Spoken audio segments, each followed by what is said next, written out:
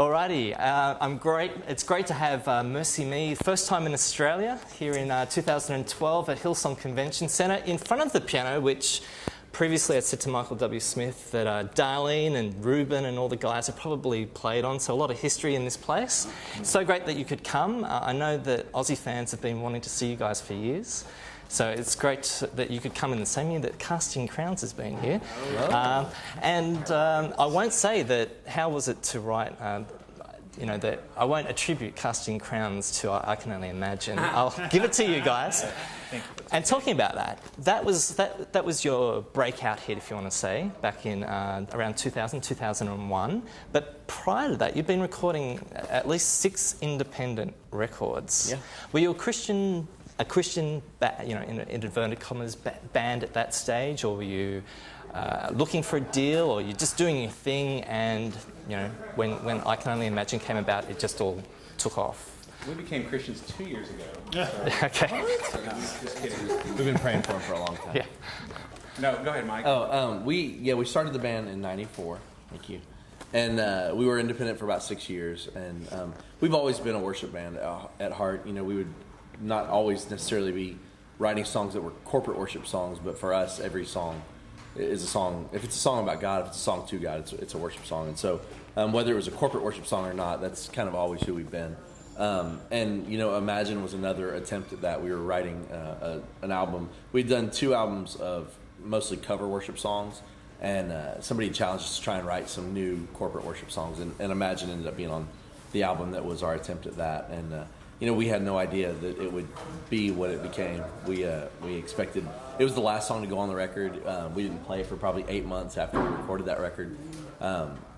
Just didn't really think it was. We didn't know how it was going to connect with people the way it did, and God just really did something special with it. Certainly did. I can remember when our station sort of went through a transition around 2000, 2001, that song was the Christian song on the radio for a good 12, 24 months, and to this day.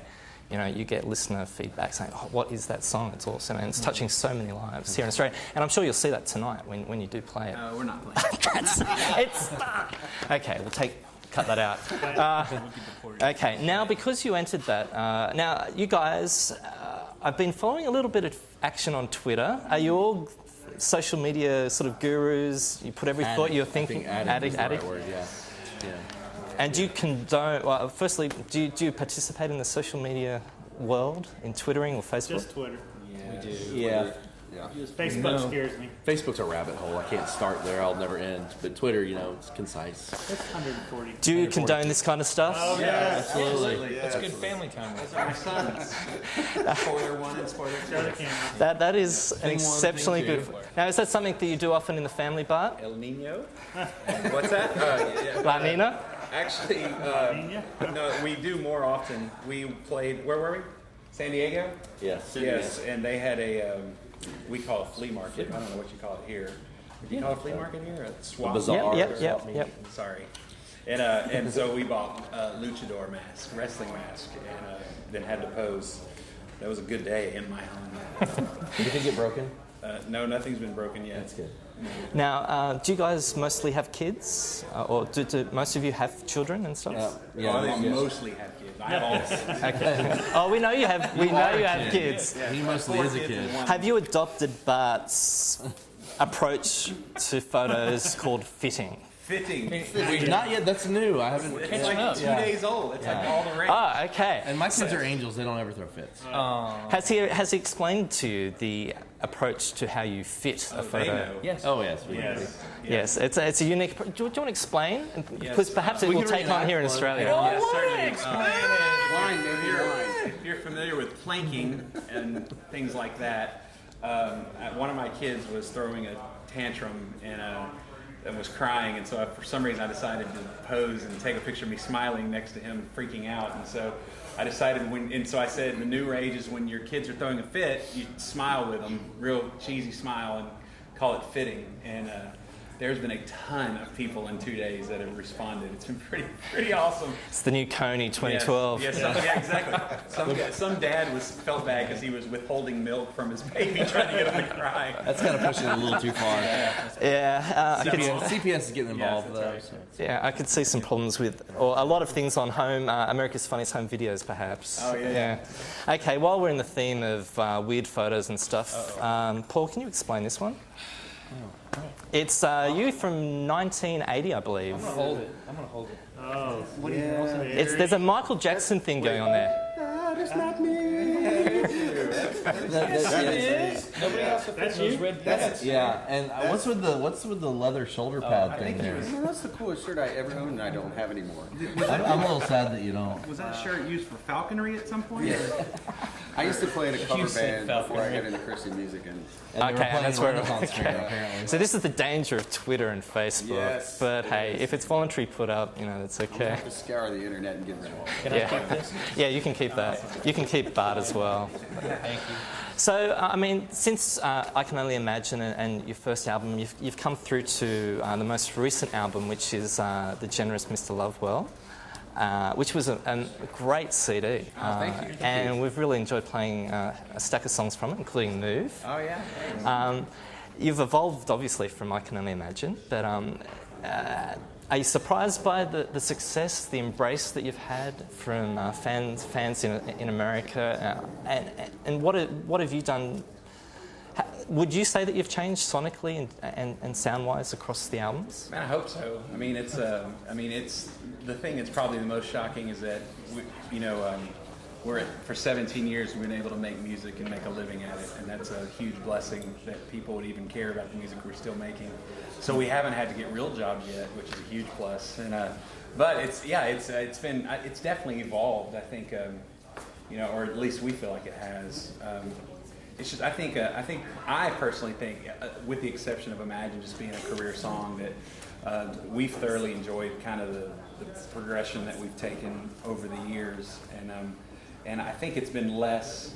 I don't know what the word is, like probably less concerned with trying to impress people over the years, and more just we just love making music, and and that's a fine line, because from a ministry standpoint we want to connect with people hands down, but there was a day when there was probably a little stress about it working on radio, stuff like that, and we just feel probably a little more freedom to kind of. Well, it came across on that album. It's just a fun album. Yeah, Cool. That's glad. that's what we're going for. That's good. Yeah.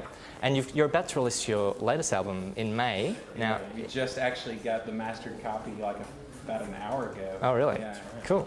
The magic of the internet. I know, You love it. Yeah. Cool. So tell us about that. What's well, really? Sounds a lot like that. Was that planned?